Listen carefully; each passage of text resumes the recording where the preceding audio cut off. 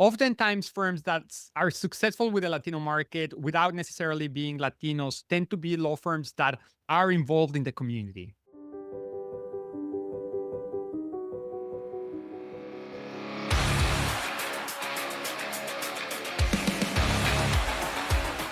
Sharp strategies, sweet success. Welcome, everyone, to Sharp Strategy Sweet Success. This is Tiffany Swedensky, and I am here with Liel Levy. I first met Liel several years ago, actually. I think it was probably like 2017, 2018, maybe.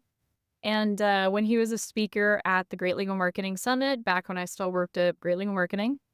And I've really known Liel since then. His company, and I hope I say this correctly, but Nanato Media has been a big player in Spanish legal marketing since then. And they've just grown and grown and grown, and I've been really impressed. And also, I'm obviously not a native Spanish speaker myself, and so the challenges for me as a fractional CMO implementing Spanish marketing are so high, and there's just so much that I can't do, that having a resource like Lyle's team is just super important. So thank you so much for being on the show, Lyle. And then as I promised, why don't you tell everyone a little bit about yourself? Well, thank you very much. That's a very kind introduction, Tiffany. Very much appreciate it. And yes, you basically said it all. My name is Liel. I'm originally from Mexico. I was born and raised there. And I think the only thing that may be a little bit interesting to the audience here is like, how does someone from Mexico get into legal marketing, right? And so I've been living in the United States now for about 10 years. And when I was a child still living in Mexico, I had the opportunity to participate as an observer initially, and then kind of like partaking to some very minor activities in seeing how my uncle, who immigrated from Mexico to the United States, was building back in the 80s really a lead generation company for helping connect injured Latinos with lawyers. And back in the day, it was all about workers' compensation. So that's what he was doing. And I remember kind of like in the summers that I would come and spend time with him and my cousin here in the United States. I would be witnessing how was this being built from the ground. And as I got older, I started participating at the community events that were happening during the summer, handing out the balloons, engaging with the community, and really starting to have conversations with Latinos in the United States that were thinking about having a case. How would they thinking and rationalizing the idea of a lawsuit for an injury claim, whether it was PI, whether it was workers' comp. And that really kind of like opened up eyes for me. It was eye opening from the standpoint that it made me understand, number one, how different Latinos who are living in the United States think and to a certain extent behave from the other Latinos that I knew back at home in Mexico, right? How their life experiences have changed and dictated different behavior patterns that you wouldn't necessarily understand them intuitively. They're just cultural differences, even though we all speak the same language and even we may be coming from the same country. So that was something that I kind of like understood early on. And then I was really privileged, I think, when I look at it now, I was really privileged to spend several months as I got older doing intake, but not just any type of intake, like the chasing of leads, like calling back those leads that had one cases that were wanted, but they've decided not to pursue them and chase them and really try to get them to move forward with their case. And it was really life changing for me to spend hours a day on the phone talking to Latinos who had cases and they were explaining to me why they didn't want to move forward, what was holding them back, what were the issues, what were the reasons, what they did not understand about the processes. And that really also opened up the eyes again about, the industry just doesn't understand a lot of what is in the mind of your average injured Latino. And so then I just went on and pursued a different career in a different industry. I worked in the luxury hospitality industry. I studied in Spain. I really, really enjoyed my university years, and then the 10 years that I spent in the industry, really traveling the world, working with really the best, I would say, hotel groups.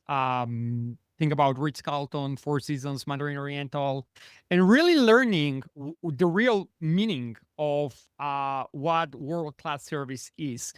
I think it's a term that gets thrown out a lot. It gets thrown out a lot in the legal industry. Oh, I'm the best, world class, world class, world class. And but the bar of what really world class is, it's not very clear, and it's not necessarily at the level that it really should be. And so that was something I loved and I really enjoyed. However, the entrepreneurial side of me was kind of like saying, I'm enjoying building up a career in here, but what about doing something of my own? And so then I started kind of like doing some soul searching, and then I was kind of like, what is something that I know to do that others don't? And a little funny story here is that I remember learning in the hospitality industry and seeing my colleagues in the university, like a lot of them came from families that owned restaurants and hotels for generations. And I remember how impressed I was by those who had learned the trades as children, and how naturally they moved around kitchens and back of the house areas in hotels, how natural it all came out from them. And I always aspire for that. And so then I went back to think about, okay, what is the one thing that I grew up learning? What is one thing that is coming very natural for me? And then who would have guessed, but it actually is a marketing to Latinos who have been injured. And so I went on into figuring out the way to create Nanato Media. And we're now on our track for 5 years. So it's been a very exciting journey. Well, that's awesome. You said something really interesting early on that I've really never thought of, which is that there's a different cultural difference between like the Mexican like Spanish community and then the like the American Hispanic community. Yeah. And just the difference culturally between those two groups. I never thought about it. So it's not enough just to know the Hispanic community. You have to know like the American Hispanic community and how they're different. 100%, Tiffany. And it's not just that, right? You also need to understand that different cultures within Latinos. I think I've been talking a lot about this lately, especially because the whole elections have brought a lot of awareness to the mainstream, the diversity that exists within the Latino community. And I think one of the biggest mistakes that most people make, you'd be surprised, even Latinos and Hispanics make this mistake, is to think about Latinos and Hispanics as an ethnicity. And we are not. We are we're a group of cultures, oftentimes very different from each other, oftentimes speaking different languages, right? Latinos can speak Portuguese, Latinos can speak Spanish. And when people start understanding that the fact that we both fall under the category of Hispanic or Latinos doesn't mean that we have necessarily the same values or the same priorities.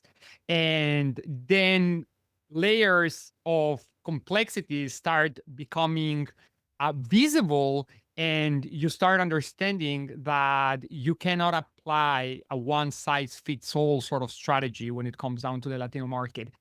And that is why I always, you know, share the idea that you shouldn't be sold on the concept of who your Latino market is when you're a law firm, when you are running a law firm locally in a city. you should actually make the effort of connecting with the market and understanding who they are. Don't let media, don't let studies, don't let anyone come and dictate who your Latino community is. Go and connect with them, talk to them, let them be the ones to tell you who they are, where they come from, what matters to them, what problems are they facing, and then find ways that you can contribute, find ways that you can associate to them after you've actually made that first initial connection. Not so hard. Well, and I think that's an important lesson for everyone who's marketing, because I think everyone makes the mistake of just assuming they know everything about their target market and their target audience. And so like they assume that like I know everything, and a lot of times I think people just assume like, oh, they're just like me. Like I see that instinct a lot with people. And so like you really have to challenge your own assumptions as a business owner about what is true and what isn't true about, any market. And I know myself, like I've heard things about marketing to a Hispanic audience for years. And like it might have just been something I heard once at a conference. I have no idea if it's actually true or not, or just like hearsay at this point. But I mean that's such an important lesson. Like like there are niche groups, and even within those niche groups, there are niche groups. So you can really go down the rabbit hole, and you can't talk to everyone the same. Like everyone wants a different approach. 100%. Yes. And I think that is probably one of the easiest and quickest fixes that law firms can make. And they really don't need an agency, and they don't need a partner, and they don't need a consultant to help them with just finding a way to connect with the Latino market. A quick Google search will give you tons of information about local organizations that are working towards integrating Latinos to their city, to their communities, organizations for profit and nonprofits that are very involved in the Latino community. And if that sounds like boring to you, then just go into a rabbit hole of exploration on social media. Start seeing who are local Latinos, and start seeing who are they following and what are they talking about. And that's going to give you also a very good perspective of what's top of mind, and how Latinos in your community are talking, behaving, and really what's the Latino society fabric of your particular area is looking alike. Because it's mind blowing how much are we relying on stereotypes when it comes down to trying to create a persona of the Latino community, that you end up really with a tokenized version of Latinos and not a real one. Yeah. Um, in the county where we used to live, that's something that I learned about like our local Latino community, is that they were actually El Salvadorian. And predominantly that's like that group, and that's where they, Yeah. I guess, basically settled. And that was really interesting because like I know me as a very white American, like I'm just not, conditioned to think like that. It is kind of very binary where it's like Hispanic or not. Yeah. I talked, and this is embarrassing for the person, but I talked to somebody the other day who was absolutely convinced that Italians were Latinos. And like I was like trying to lie. I was like, no, that's not. It's kind of funny. It is very funny. And I don't really blame people for, kind of like starting to think very broadly about what a Latino is and who can be a Latino. But the basic rule of thumb, because I mean, let's be honest, lawyers may also, the fact that they went to law school doesn't mean that they may not at point kind of like start questioning themselves. So really, what is a Latino? What's the difference between Hispanics? So let's give you the quick cheat sheet on that one, right? So Hispanics speak Spanish. They come from a country, or their culture's main language is Spanish. That's it. So in this case, Spain, yes, can be Hispanic because Spain speaks Spanish as their official language, primary language, and therefore you are Hispanic. Now, Latino is not a language centered qualifier, but more so the geographical location of where the person is coming from. And this one refers specifically to Latin America. And that's the reason why the Italian wouldn't really qualify, because they're not coming from Latin America. So that's kind of like your rule of thumb. If they're coming from Latin America, which is basically Mexico, every country south of that, that would qualify them as Latinos. Now, where it becomes a little bit harder to thread who is and who isn't Latino is when you start looking at the Caribbean, right? Haitians, are they Latinos or not? I would argue they are. Some would say no. So, there are some gray areas in there, but that's kind of like your most simple rule to going about that.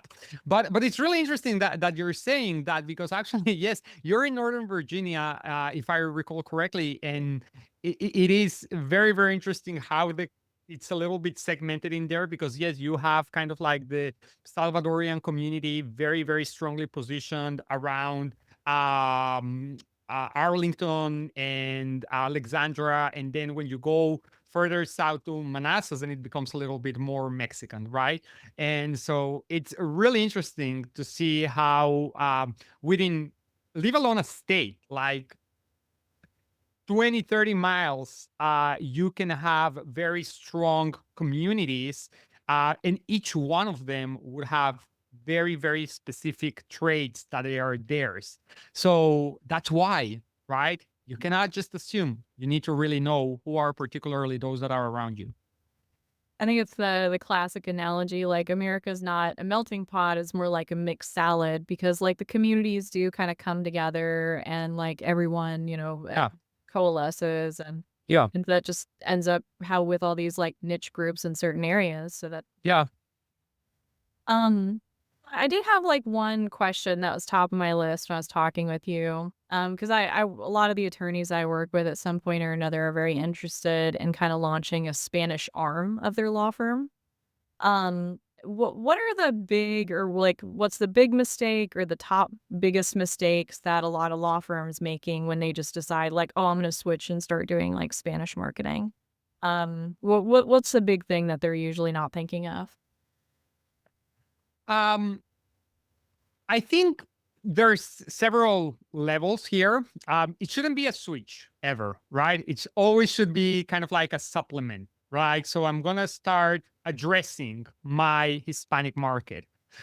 And I think the biggest mistake here is probably the one that we've already talked about, is trying to get to it from a marketing angle without first having developed what we call, or we have coined as, cultural intelligence. Not that we've created that terminology, but we are bringing it a lot when it comes down to marketing and legal marketing specifically.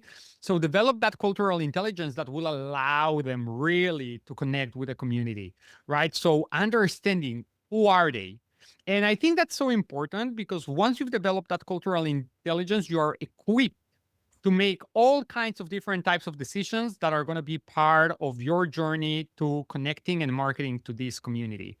The other one, and I think this is, I think that that's kind of like the dreamy answer that nobody understands what I'm talking about.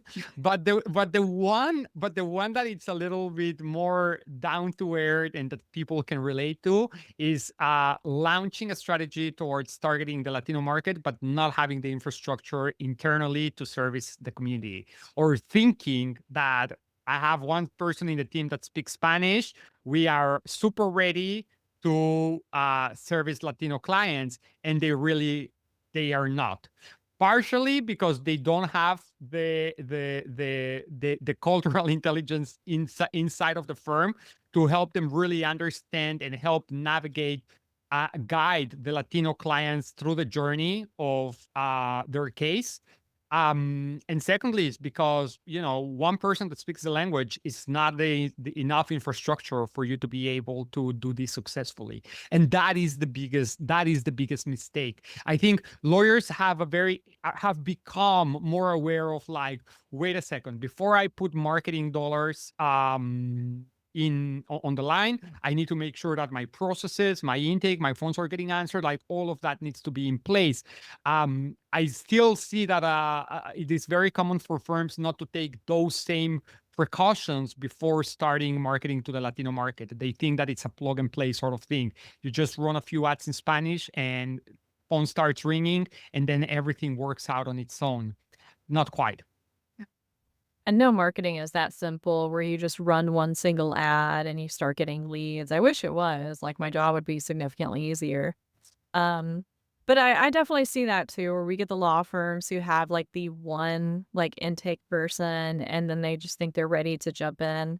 And then like, what I see like a lot of the firms aren't thinking about is like, okay, like we can, we have a Spanish speaking intake person, we can spin up ads and translate the website. But like then you have to think about like what are your client resources? Like what are like your email follow-ups? Like I feel like those like get missed because we're focused on like these few big pieces. But the small things like, your text communications for, when a case settles and asking for reviews, like are those ready?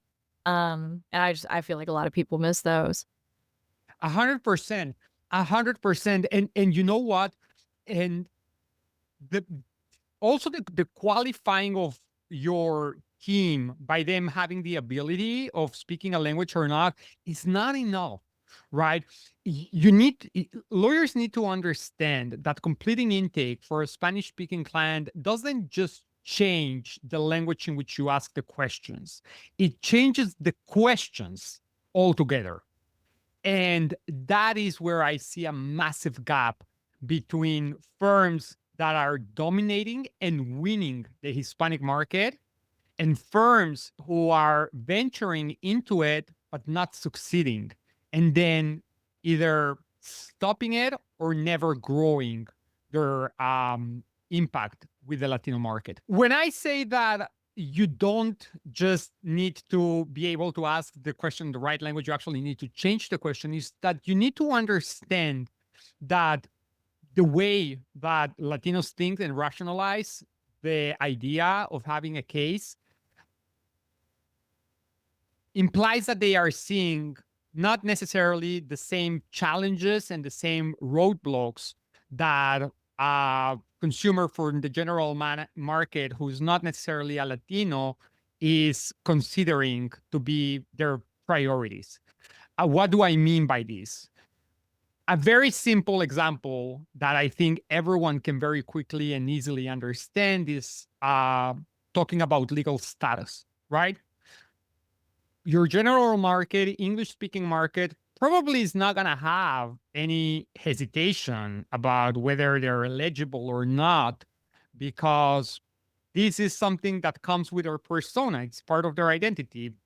I am a US citizen, so why would you even talk to me about it doesn't matter your legal status. If you've been injured, you can claim a compensation. But when it comes down to the Latino market, this then all from a sudden becomes very relevant, especially if you are talking about Spanish speaking Latinos who are more likely not were born in the United States. Spanish is their first language. And maybe this could be one of the reasons why they are not sure about pursuing a case or not.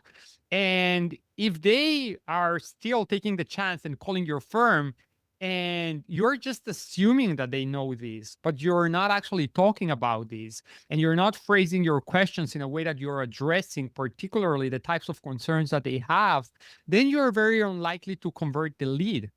And so you may have been successful at the marketing side of things, but you were not successful at actually converting the lead. And that is a problem from the inside of the operations, not necessarily a messaging problem on the marketing side of things. The other thing that you've mentioned, Tiffany, that I think is part of the bigger problem of why Hispanic marketing has not evolved at the same pace that legal marketing as a whole has evolved is because I think a lot of big law firms achieved tremendous results and impact with the Latino market with doing the bare minimum.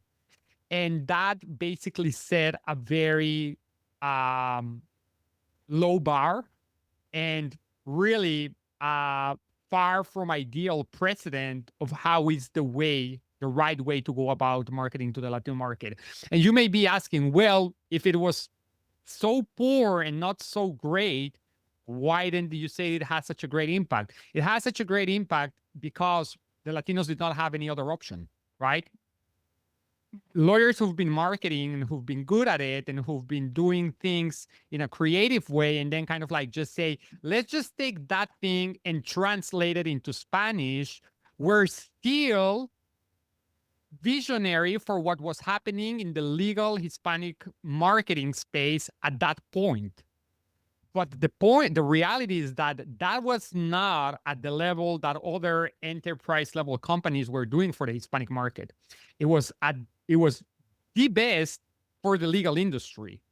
And as we are seeing newer law firms, more cultural attuned, maybe even US born Latino lawyers that understand this, starting to build their own firms and understand this massive disconnect that exists between the way that they've been marketed by law firms and the way that they want to present themselves to the community is starting to happen now.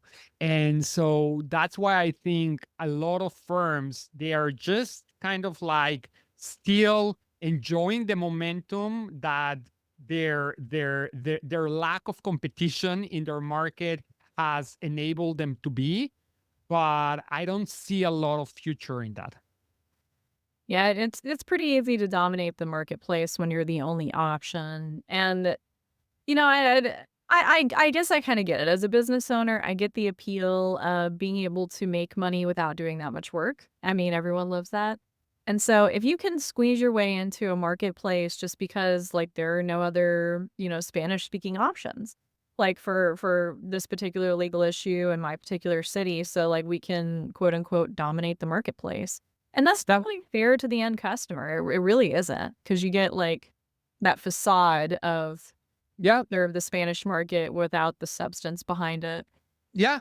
But when you're the consumer and this is the best and only value proposition that you have, well, you need to put up with it. We need to put up with it because you have no options. You're not in a position of having optionality.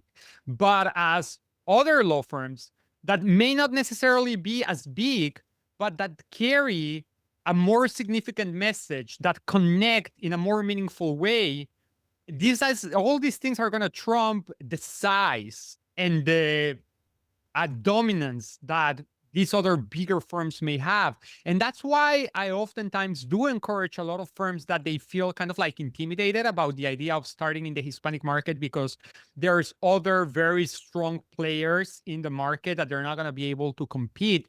The reality is that what they are offering oftentimes is not what the market would want to have. The market would prefer to have a different experience than what they are being presented with. The problem is that they don't know any better. So, yeah.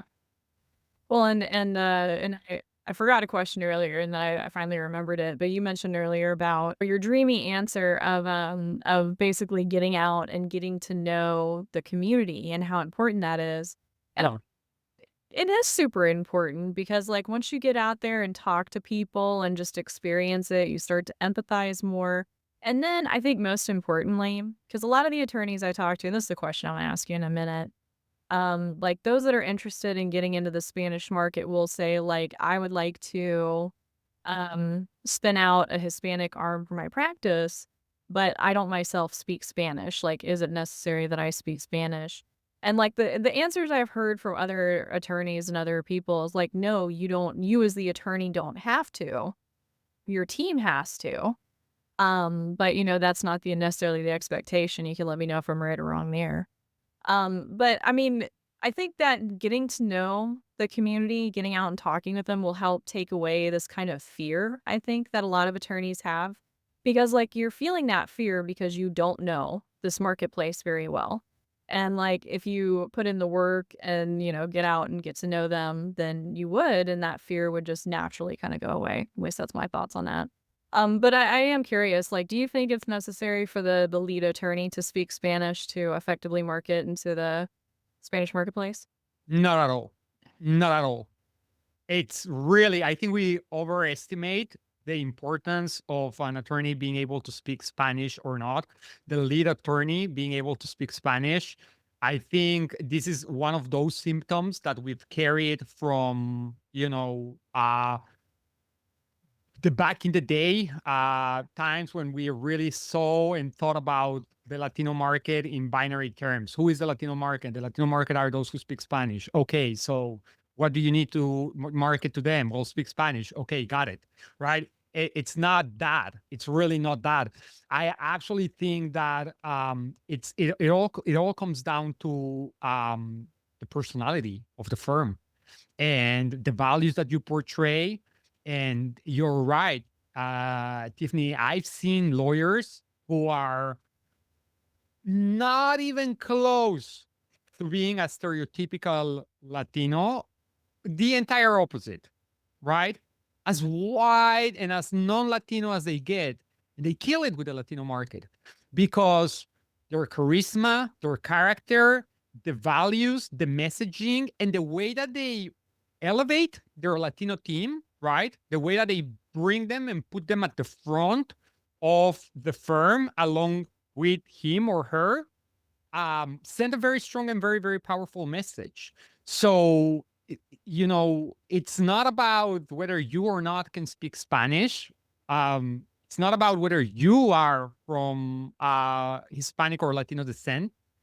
It's about how are you talking about your firm? How are you showcasing your appreciation to Latinidad in your community through your marketing? And the market, if they are perceiving, if they're sensing goodwill and honesty coming from you and a real interest on their well-being, they're very likely going to respond very positively, no matter really what languages you speak and how do you look. It's really that uh wonderful. Being charismatic and pretty certainly helps no matter what language you speak. Yes, yes. You know what? Yes. But at the same time, I don't want to downplay also that they take the right actions, right? Oftentimes firms that are successful with the Latino market without necessarily being Latinos tend to be law firms that are involved in the community, right? They've actually done the work of connecting, not just reaching out, not just marketing, not just, putting up TV ads in Spanish and the sort of thing that you can buy your way into it. They walk the talk. They've showed up for the community. They do things beyond that. And they also tend to have very strong Latino teams inside the organization. And so whether the lawyer is not Latino, the firm has a significant part of its personality influenced by the local Latino community. They have a Latino charisma to it as well. And that radiates. It's just part of the aura that you generate for the firm. And it attracts other people who feel and look and think the same. So yeah, that is important. Yeah. Sorry, I didn't mean to cut you off. That's why I advocate so much for community marketing because like if you are out there and people are taking pictures that's going up on social media, you're meeting people, you're shaking hands, it makes such a huge tremendous impact on just how people perceive you. And it's something that really can't be faked. So people know that people can pick up on the honesty symbols that you can't fabricate and like just showing up and being a good person is well not something you can really fake. And so yeah, I think that's just important advice across the board. Just be a nice person, be visible, show yourself giving back, take pictures doing community events, and it goes a long way. It really does. I totally agree with that. Well, thank you so much, Lyle. I thought we kind of came to the end of my questions. Was there anything we didn't go over that you wanted to talk about? I really enjoyed the conversation. I think if you let me loose here, I could probably go on for another 2 hours. But I really appreciate your input, and thank you very much for having me. Well, thank you for being on. I really do appreciate getting a chance to present with somebody who has a gift of gab because I get up there and sometimes I just run out of breath. I got a lot to say, but I'm like, hold on, let me introduce myself. I really do appreciate that. Well, it's my pleasure. You know where to find me next time you need that relief. Oh, thank you so much. All right, Lyle, well, then we'll wrap it up for today. And thank you so much for being on. And everyone who's listening, go check out Lyle wherever you can find him on LinkedIn, or I don't know if you're doing TikTok or Instagram. Yeah. Um, Soy Liel Levy. Soy Liel Levy in LinkedIn. Sorry, in Instagram and in TikTok. Liel Levy in LinkedIn. And obviously on our website, nanatomedia.com. Nanato media.com. well, thank you so much again. See you guys next time. Yes.